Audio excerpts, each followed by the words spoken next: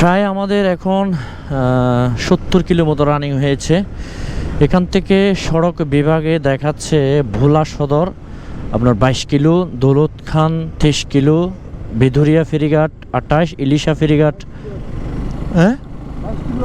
আর 22 kilo, Ilisha ফেরিঘাট 22 kilo. অনেক running হয়েছে। এখনও আমরা বিরতি দিইনি, একটু ফেরিঘাটে গিয়ে একটু বিরতি দিতে হবে, চা নাস্তা খাইতে হবে। এই হচ্ছে অবস্থা। বোরহানউদ্দিন পৌরসভা, খুদা হাফেজ।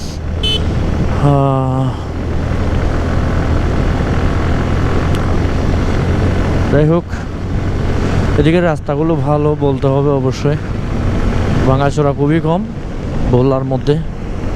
যাওয়ার সময়ও সুন্দর ছিল, যাওয়ার সময় যদি আমাদের রাত হয়ে গিয়েছিল।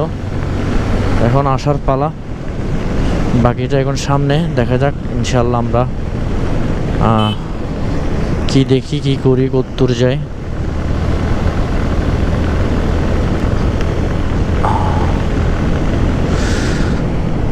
আপনার কে কোথা থেকে দেখছেন, দেখবেন আমাদেরকে একটু জানাবেন কমেন্ট করে।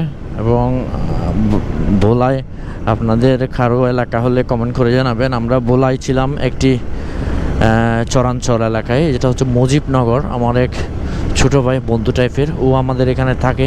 কথা বলতে বলতে একদিন প্ল্যান হয়ে গেল ওদের এলাকা দেখতে যাব বাইক নিয়ে। প্রায় 250-300 কিলো ভিতরে বাইক নিয়ে রানিং করতে হয়েছে। এই হচ্ছে অবস্থা।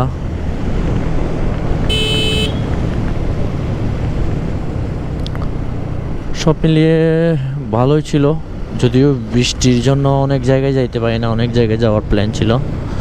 তো আমরা গিয়েছিলাম চরকুকরি মুখরি। সবচেয়ে ভালো লেগেছে এই জায়গায় চরকুকরি মুখরি। এখানে না গেলে সম্ভবত আসলে ভোলায় আসার মানে কোনো মজাই পেতাম না। ভোলায় এসে হয়তো চরকুকরি মুখরিতে গিয়ে এখানে আমরা